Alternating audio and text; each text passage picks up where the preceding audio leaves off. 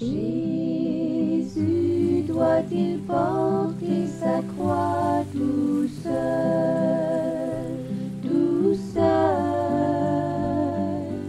et le reste du monde vivre dans l'insouciance? Il y a une croix. Marc chapitre 8, versets 31 et 32.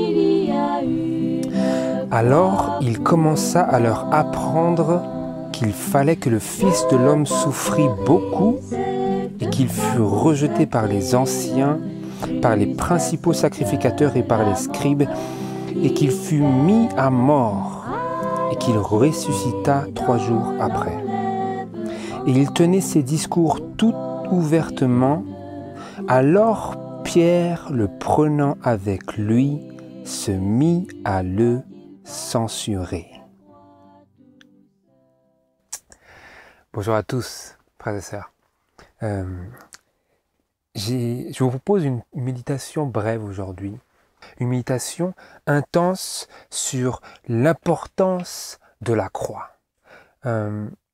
Aujourd'hui, j'aimerais qu'on puisse contempler la croix, non seulement dans la théorie et dans l'histoire, mais dans le contexte et en relation avec nos pensées.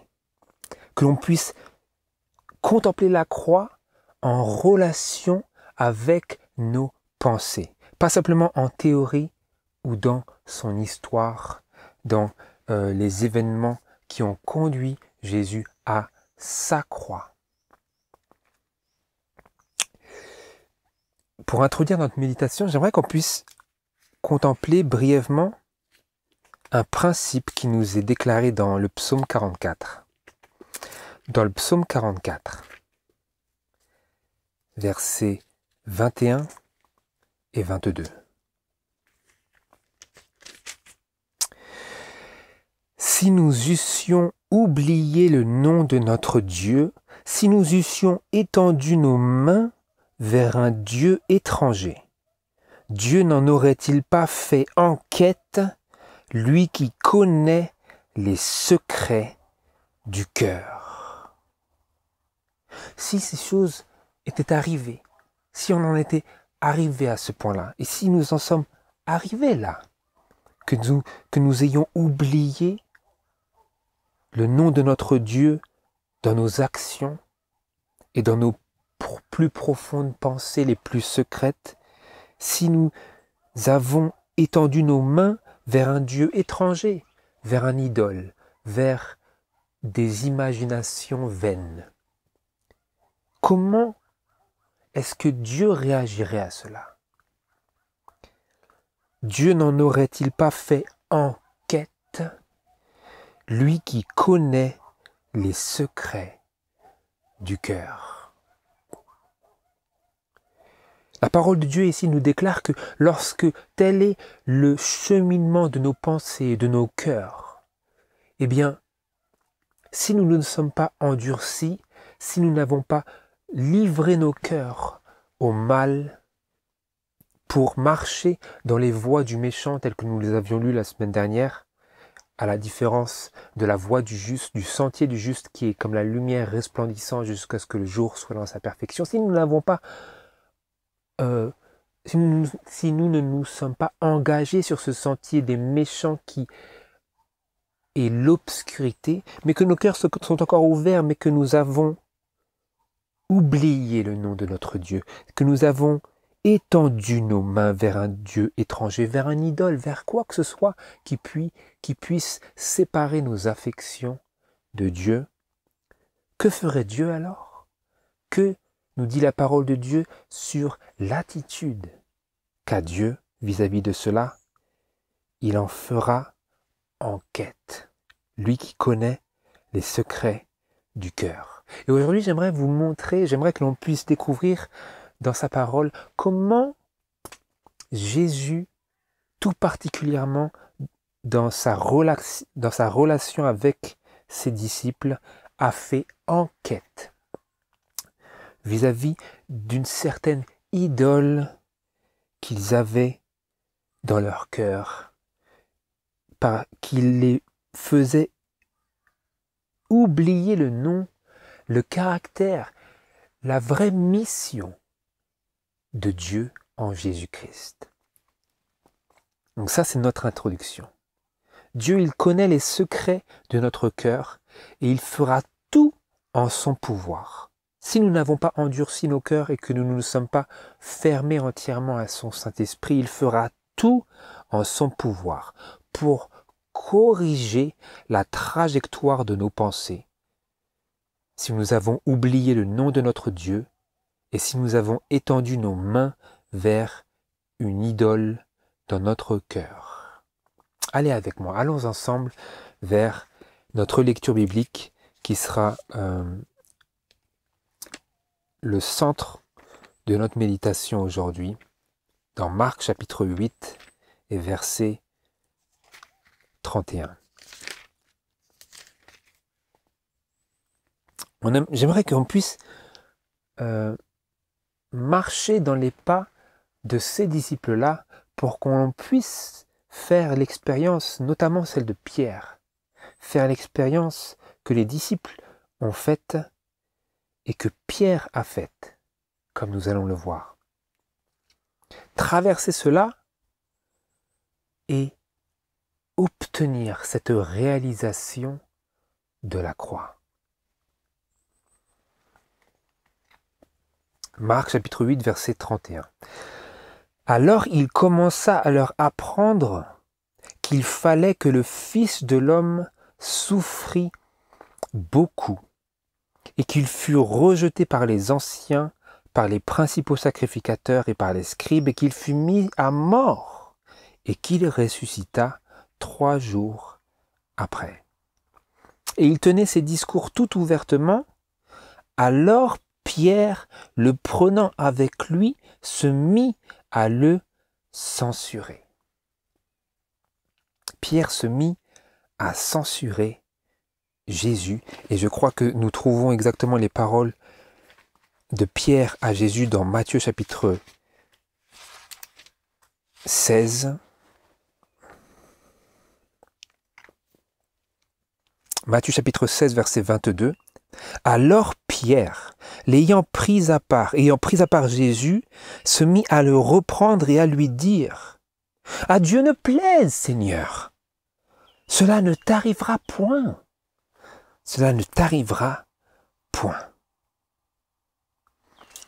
Et avant que l'on poursuive maintenant, j'aimerais que l'on puisse s'arrêter et écouter ce que l'esprit de prophétie, le témoignage de Jésus, a à nous dire sur ces événements-là et la trame spirituelle qui court à travers ces choses qui nous sont rapportées ici dans la parole de Dieu. Je lis ici dans Jésus-Christ à la page 410 et au paragraphe 2 et suivant.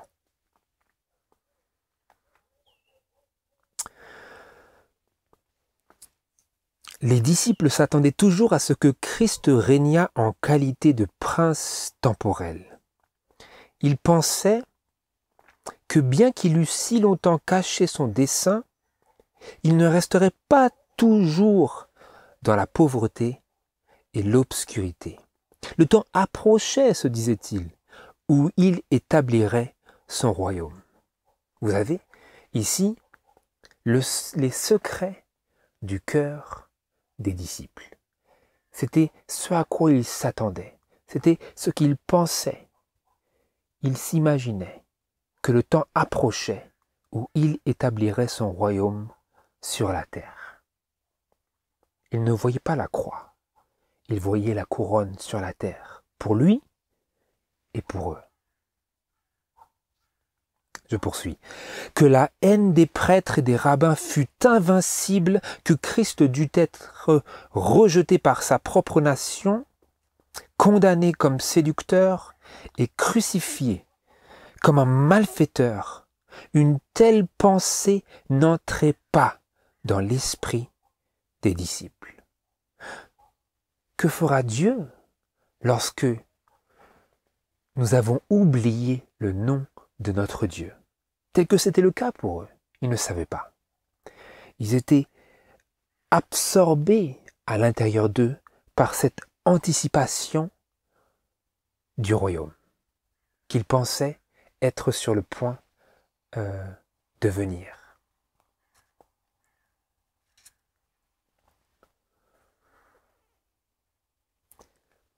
Cependant, l'heure de la puissance des ténèbres approchait, et il fallait que Jésus montrât aux disciples la lutte qui était devant eux. Le pressentiment de l'épreuve le rendait triste. Jusqu'ici, il s'était abstenu de leur parler de ses souffrances et de sa mort. Il est vrai qu'il avait dit au cours de son entretien avec Nicodème, entre guillemets, comme Moïse éleva le serpent dans le désert, de même, il faut que le Fils de l'homme soit élevé, afin que quiconque croit en lui ne périsse point, mais qu'il ait la vie éternelle. Jean chapitre 3, versets 14 et 15. Mais les disciples n'avaient pas entendu ces paroles. Et même s'ils les avaient entendues, ils ne les auraient pas comprises. Maintenant, ils ont vécu avec Jésus, écoutant ses paroles, contemplant ses œuvres, et ils peuvent s'associer au témoignage de Pierre. Tu es le Christ, le Fils du Dieu vivant. Et cela malgré l'humiliation de son entourage et l'opposition des prêtres et du peuple. Le moment est venu de soulever le voile qui cache l'avenir.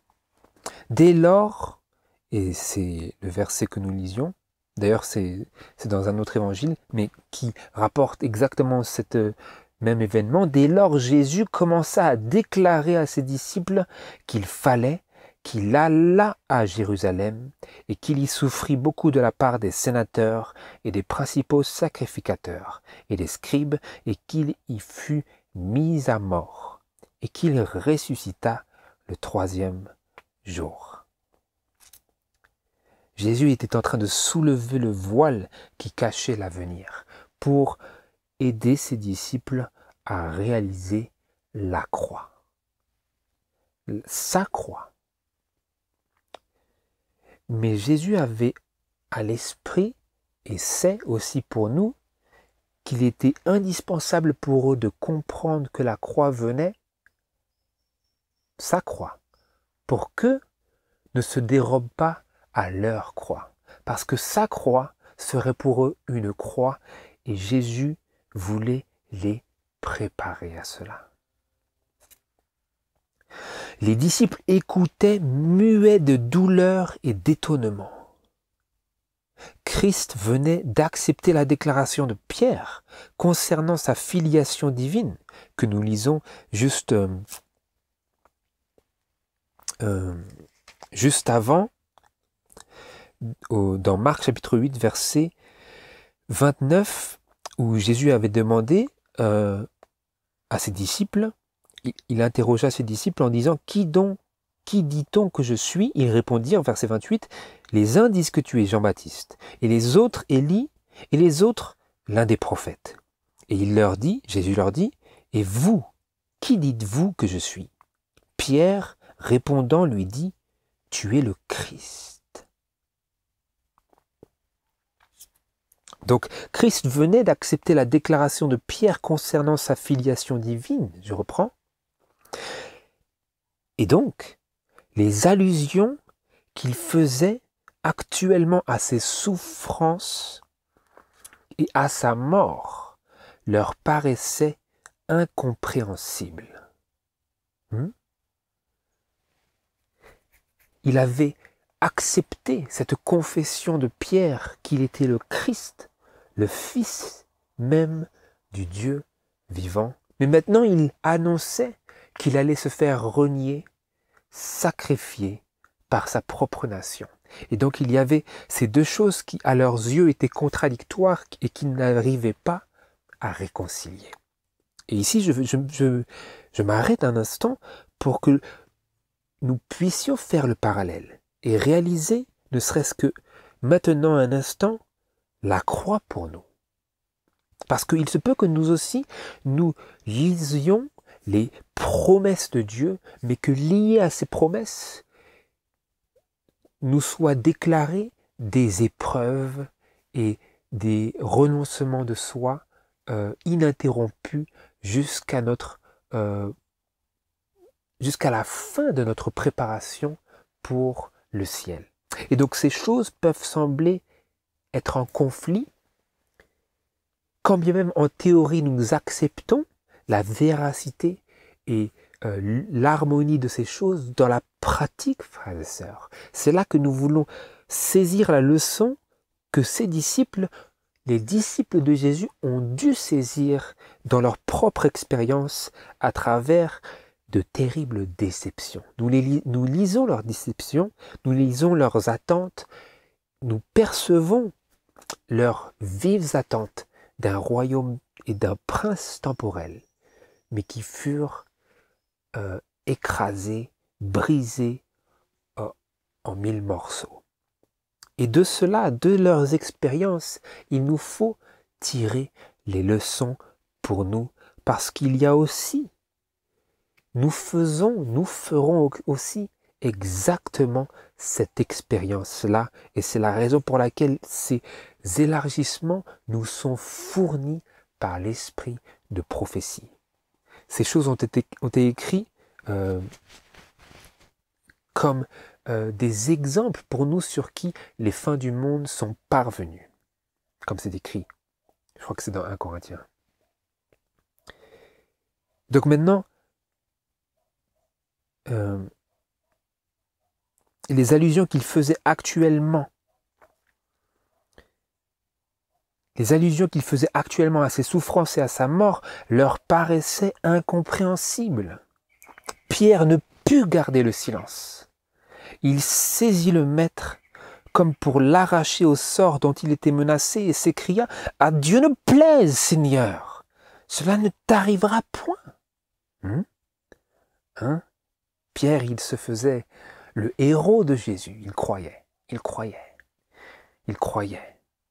qu'il sauvait son sauveur de sa mort.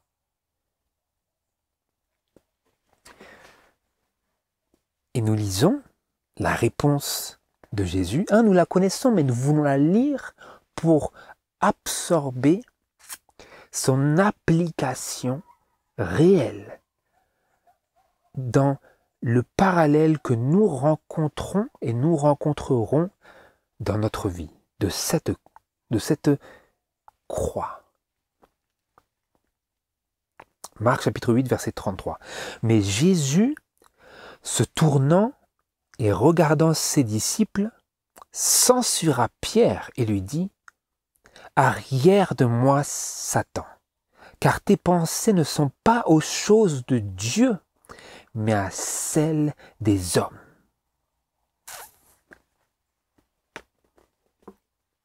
Je poursuis toujours le témoignage de Jésus qui vient expliquer, élargir ses propres paroles. Cette propre censure qu'il a adressée à Pierre. « Arrière de moi, Satan. » Après que Pierre ait pensé juste de censurer son maître.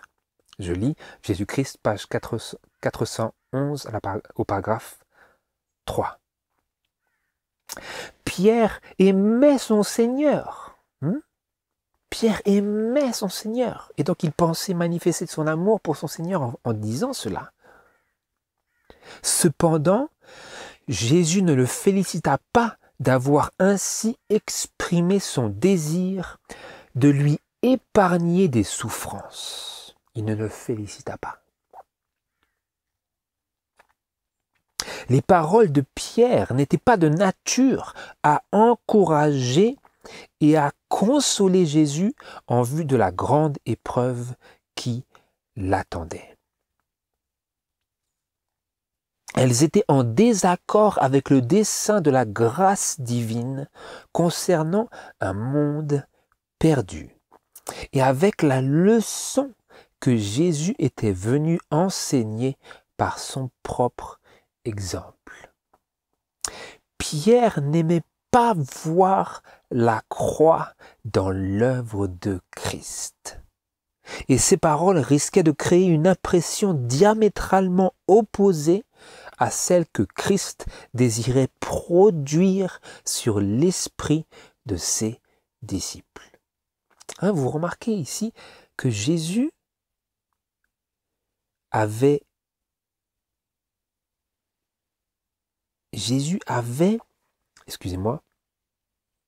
une impression qu'il désirait produire sur l'esprit de ses disciples. Lorsque Jésus dit quelque chose, il a toujours en vue notre purification, notre édification, notre sanctification, notre préparation, notre salut. Mais les paroles de Pierre qu'il adressa à Jésus en voulant lui épargner ses souffrances que Jésus était en train de prophétiser, de prédire, ces paroles-là de Pierre, elles manifestaient le fait qu'il n'aimait pas voir la croix dans l'œuvre de Christ. Vous réalisez un peu? Mais la croix, c'est le centre. Mais Pierre n'aimait pas voir cela. Il n'aimait pas voir la croix dans l'œuvre de Christ. Et ici, je m'arrête un peu. Parce que tel est également notre problème aujourd'hui. Parce que quand bien même, nous acceptons, nous approuvons, nous consentons à la vérité, à l'historicité de la croix, même au concept qu'il y a une croix à porter pour le croyant, quand bien même cela fait partie de notre profession personnelle de foi, que nous maintenons cela, que nous professons, même peut-être que nous prêchons cela, eh bien, il existe dans le cœur de l'homme une aversion pour la croix dans l'œuvre de Jésus-Christ. Une aversion qui nous mène à fuir la réalité pratique de la croix dans notre vie, à travers laquelle Jésus désire modeler notre caractère et transformer nos vies et contrôler à travers notre consentement nos agissements, nos actes et nos paroles. L'homme charnel, frères et sœurs, il n'aime pas voir la croix dans l'œuvre de Christ. Je le sais parce que j'ai souvent fait cette expérience que la chose la plus difficile à partager, c'est l'amour de Dieu tel qu'il nous est présenté, manifesté, prouvé dans la croix de Jésus. C'est le plus dur pour moi à présenter. Je le confesse amèrement, le plus difficile à présenter. Et ce qui devrait être le centre de nos méditations, contemplation de la parole de Dieu, c'est la croix. Mais c'est exactement cette croix qui est si insupportable pour l'homme qui vit selon la chair, quand bien même il a une apparence de piété.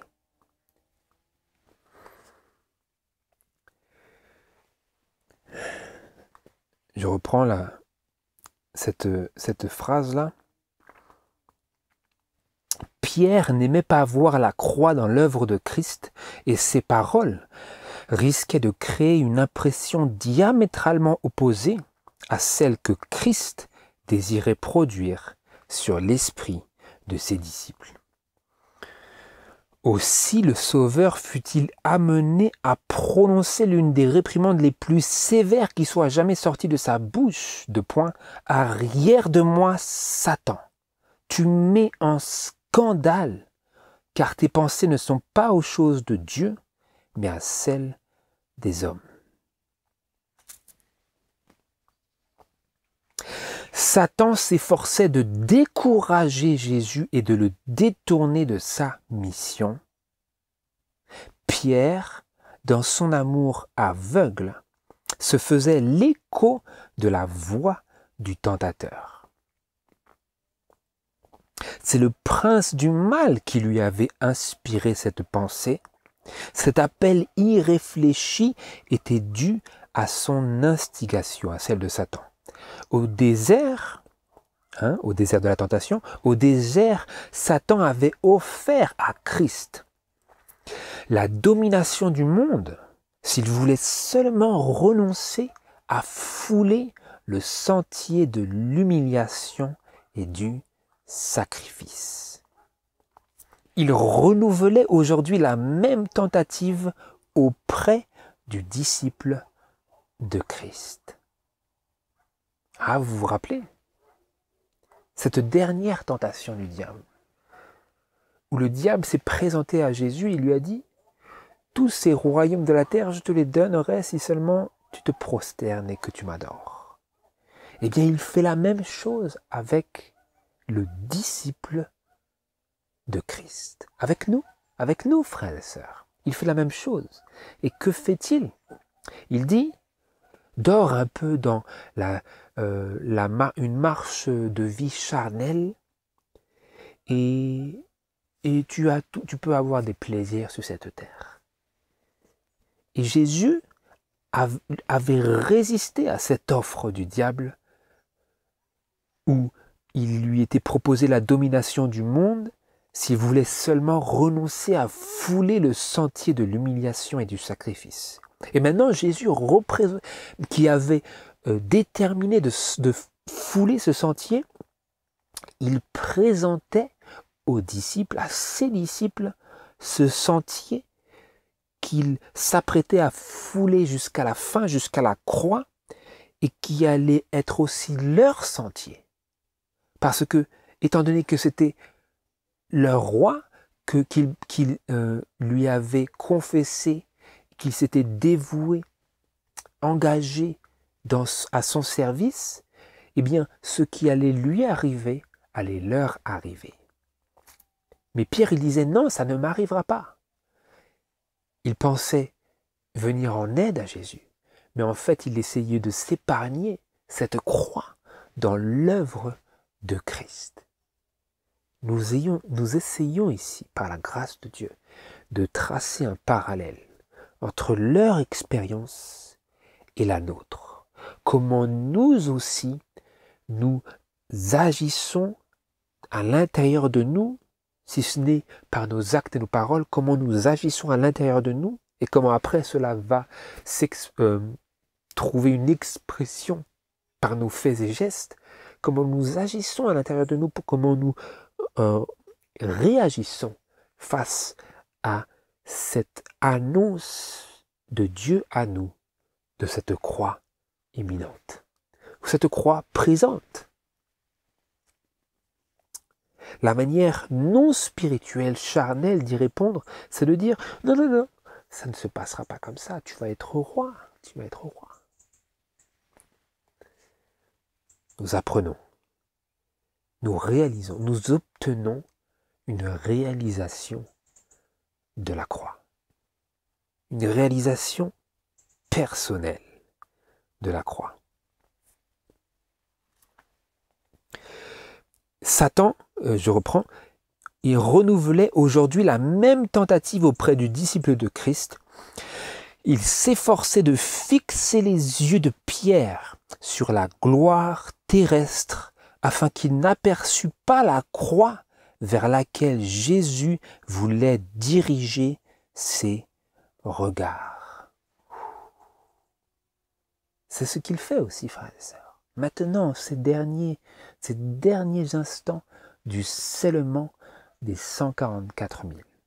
Il s'efforce de fixer les yeux du disciple sur les gloires terrestres, afin que nous n'apercevions pas la croix vers laquelle Jésus désire diriger nos regards. La croix d'où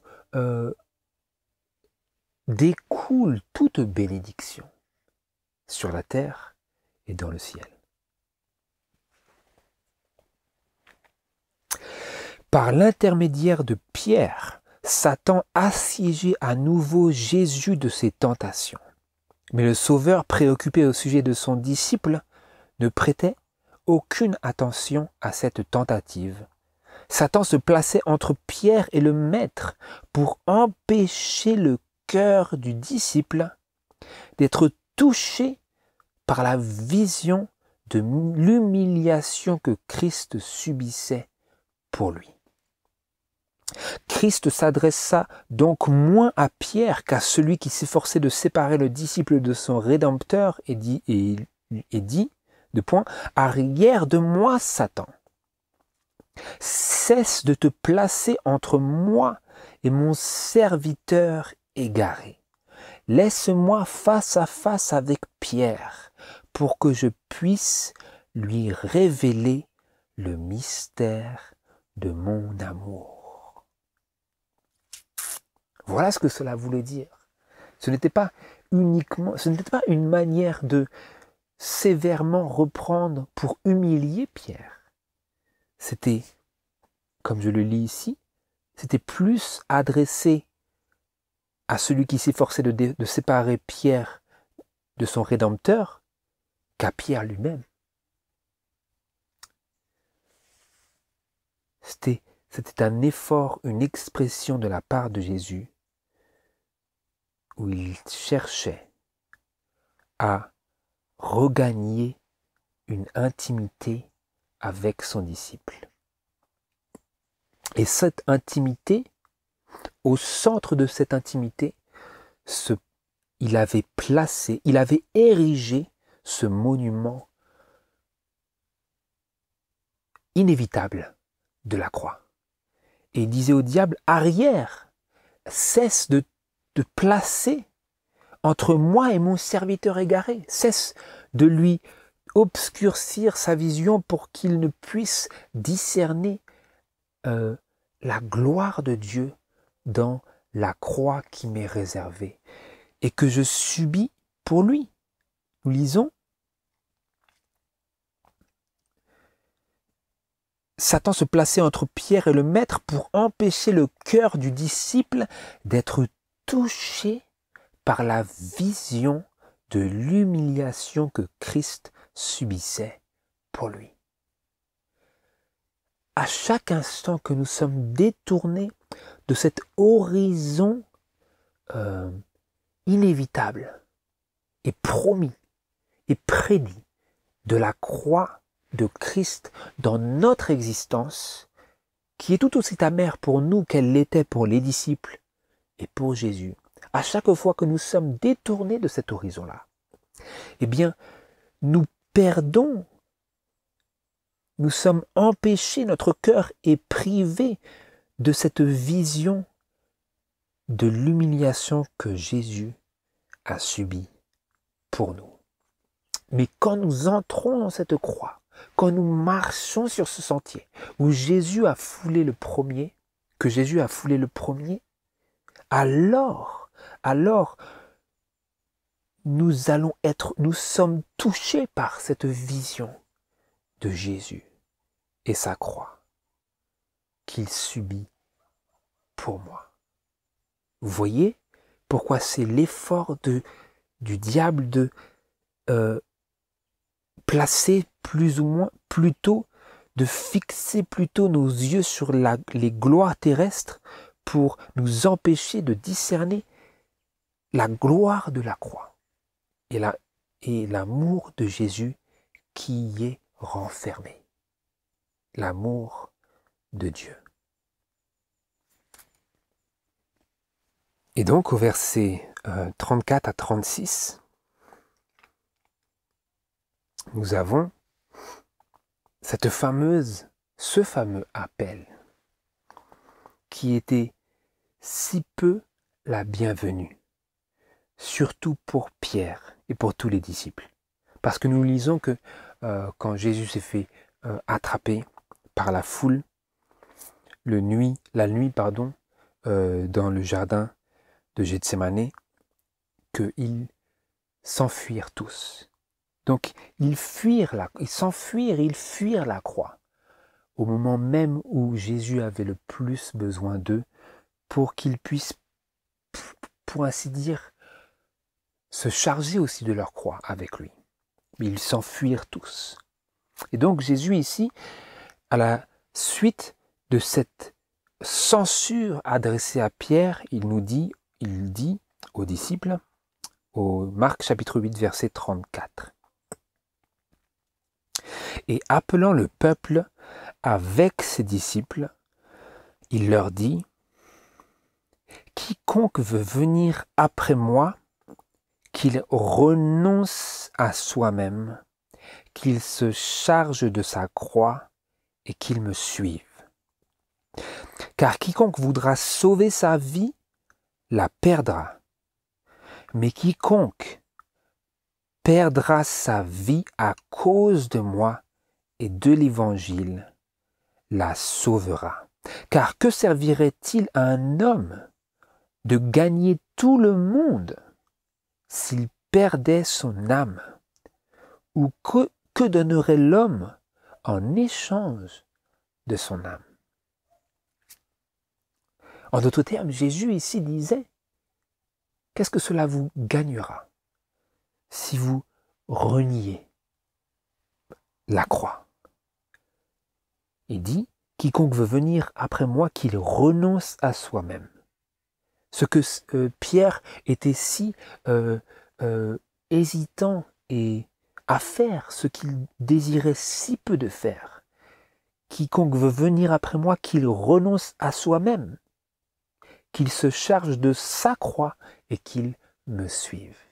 Vous comprenez ici cette vision élargie que Jésus donnait de ses propres souffrances. Il disait, moi j'y vais, et si vous voulez vraiment être mes disciples, eh bien vous n'allez pas faire comme Pierre vient de faire. Chaque personne qui veut me suivre, qu'il se charge aussi de sa croix comme moi. Et qu'il ne me dise pas, qu'il n'essaie pas de m'épargner ses souffrances. J'y vais pour toi, pour vous, mes disciples. Et si vous êtes mes disciples, vous ne refuserez pas la coupe amère de la croix, la réalisation de la croix. C'est un appel solennel, frères et sœurs. Et cet appel est d'autant plus lourd de sens et de conséquences pour nous qui vivons sur ces derniers instants du temps de grâce.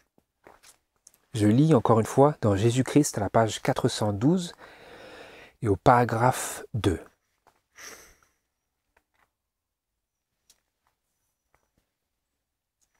C'est lentement que Pierre parvint à apprendre cette leçon amère que le sentier de Christ sur la terre passe par l'agonie et l'humiliation. C'est une leçon qu'il n'apprit que lentement. Et nous aussi, il se peut que cela nous prenne du temps pour l'apprendre. Mais puissions-nous ne pas détourner nos regards de l'élargissement et la confirmation de cette leçon par le Seigneur et par le Saint-Esprit. Puissions-nous recevoir cette réalisation que le Seigneur souhaite aujourd'hui affermir en nos cœurs. C'est lentement que Pierre parvint à apprendre cette leçon amère, que le sentier de Christ sur la terre passe par l'agonie et l'humiliation. Il lui fallait abandonner ces idées qu'il avait tant nourries à l'intérieur de lui, tant chéries. Il lui fallait abandonner ces choses-là et réaliser et accepter que c'était aussi son sort s'il voulait vraiment être le disciple de son Seigneur. Jésus lui avait dit, si vous voulez vraiment être mes disciples, vous ne pouvez pas y couper. Parce que le disciple sera comme son maître. Et moi, votre maître, je vais à la croix. Le disciple répugnait à communier avec son Seigneur dans la souffrance. Vous voyez, c'est cela lorsque nous nous écartons du chemin du devoir. C'est vraiment là le centre du problème. C'est est-ce que je suis prêt à communier avec Jésus dans la souffrance.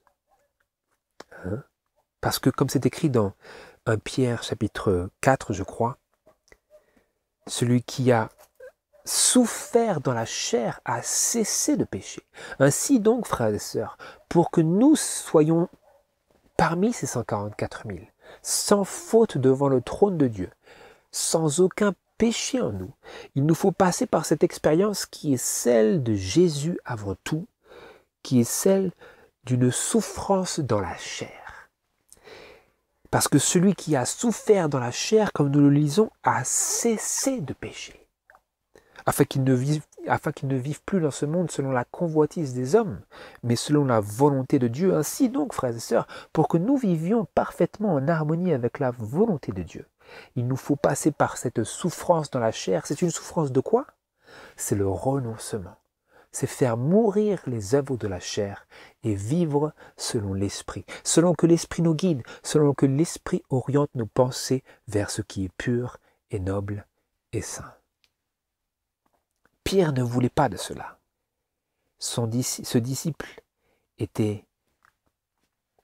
le disciple répugnait à communier avec son Seigneur dans la souffrance. Mais c'est la fournaise ardente qui lui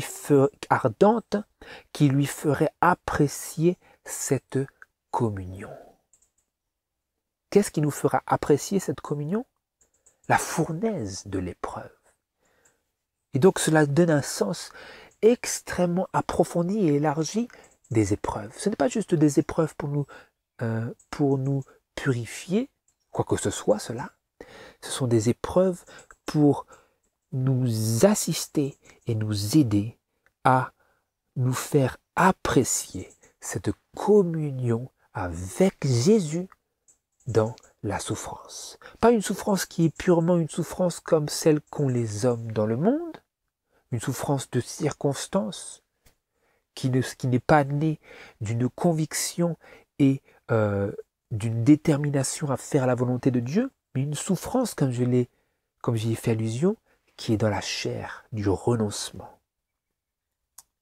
La fournaise ardente lui ferait apprécier cette communion. Et ensuite, vous avez vitesse rapide en avant, et on nous dit que longtemps après, quand son corps fut courbé sous le poids des années et des labeurs, le corps de Pierre, il écrivit, elle cite 1 Pierre chapitre 4 versets 12 à 13. Bien-aimés, ne soyez point surpris de la fournaise qui est au milieu de vous pour vous éprouver, comme s'il vous arrivait quelque chose d'étrange. Mais réjouissez-vous de ce que vous participez aux souffrances de Christ, afin que, lorsque sa gloire sera manifestée, vous soyez aussi comblés de joie. Réjouissez-vous, dit-il. Ne soyez pas surpris de cette fournaise qui est là pour vous éprouver. Mais réjouissez-vous de quoi? De ce que vous participez aux souffrances de Christ. Que disait-il? Il disait, vous êtes en train de communier. Ne soyez pas comme moi.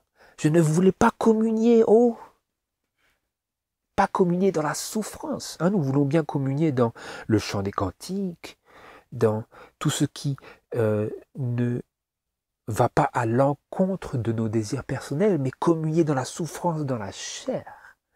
Ça, c'est quelque chose qu'il nous faut apprendre à nous, il nous faut apprendre à nous en réjouir.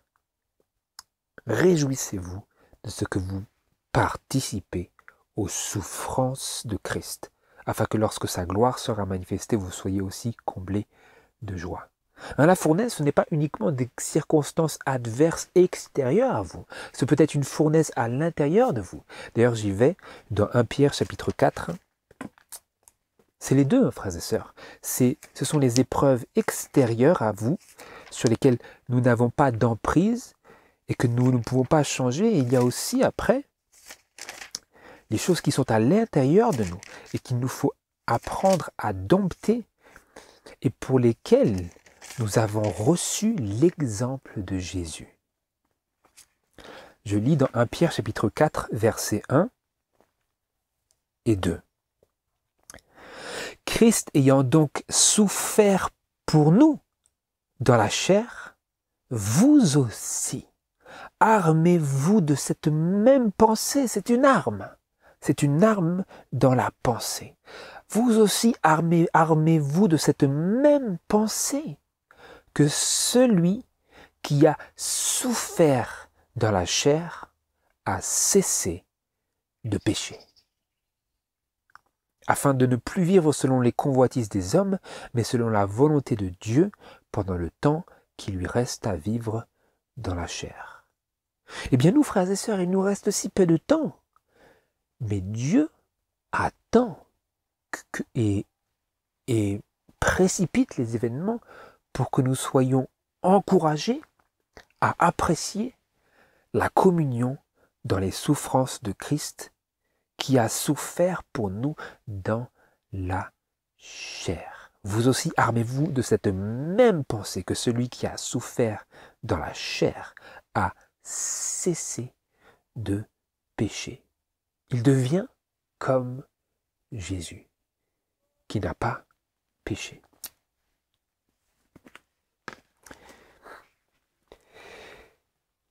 Et pour conclure notre méditation, frères et sœurs, j'aimerais que l'on puisse se tourner vers cette merveilleuse citation de l'Esprit de prophétie qui se trouve dans Premiers Écrits, à la page 67 et au paragraphe 1 et 2. Le ciel sera bon marché si nous l'obtenons par la souffrance. Bon marché, ce sera à très petit prix. Même si on y arrive, si nous l'obtenons par la souffrance, il sera bon marché. Il faut renoncer au moi constamment, mourir au moi chaque jour. Seul Jésus doit vivre en nous, ayant toujours en vue sa gloire. Toujours à chaque moment, lorsque nous parlons avec des hommes et des femmes dans la vie quotidienne, ayons toujours en vue sa gloire. Seul Jésus doit vivre en nous. Il nous faut quoi? Mourir au moi chaque jour. Qu'est-ce que cela veut dire? Communier avec lui. Ce n'est pas seul que nous faisons cela. C'est une communion à laquelle il nous invite et dans laquelle il désire que nous partagions, dans laquelle il désire que nous nous lions à lui. Et c'est pour cela qu'il prévenait, qu'il avertissait ses disciples. Voilà, le Fils de l'homme doit souffrir beaucoup de la part des sacrificateurs et être tué. Et ressusciter le troisième jour. Mais avant la résurrection, il y avait une fin de vie au-delà de laquelle il n'arrivait pas à comprendre. Mais nous voulons comprendre. Quand bien même nous mourrons au moi, eh bien, Jésus peut vivre en nous. Ainsi donc, notre vie ne se termine pas à notre croix. de la même manière qu'elle ne s'est pas terminée à la croix de Jésus. Mais nous ressuscitons en Christ. Et nous pouvons avoir la vie dans le Saint-Esprit, quand bien même nous sommes constamment appelés à renoncer au moi chaque jour. Seul Jésus doit vivre en nous, ayant toujours en vue sa gloire. Toujours en vue. Je vis que ceux qui venaient d'accepter la vérité. Ici, elle parle vis-à-vis de ceux qui n'ont pas traversé ces expériences, qui n'ont pas directement traversé ces premières expériences du premier, du deuxième et du troisième ange d'Apocalypse chapitre 14. Elle parlait maintenant de personnes qui sont arrivées après eux, après les pionniers de l'Église adventiste. Et elle disait, je vis que ceux qui venaient d'accepter la vérité devraient apprendre à souffrir pour le Sauveur, savoir supporter de dures épreuves afin d'être purifiés et de recevoir le sceau du Dieu vivant, passer par le temps de trouble, voir le roi dans sa beauté, habiter en la présence de Dieu et des anges saints et purs.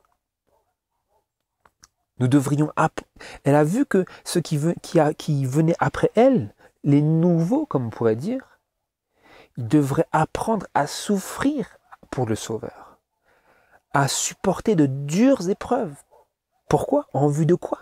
Afin d'être purifiés et de recevoir le sceau du Dieu vivant. Nous avons vu dans notre étude précédente que ceux qui reçoivent ce sceau, qui sont purifiés, humiliés et purifiés, et qui reçoivent ce sceau du Dieu vivant, ce n'est autre que les 144 000. Ce chiffre littéral. Ces personnes qui se retrouvent sans fraude dans leur bouche, sans tache, avec l'agneau sur la montagne de Sion, donc qui voient le roi dans sa beauté et qui finalement habitent en la présence de Dieu et des anges saints et purs. Il nous faut apprendre à souffrir pour le Sauveur et à supporter de dures épreuves pour être parmi ces personnes-là. Lorsque je vis que nous devions être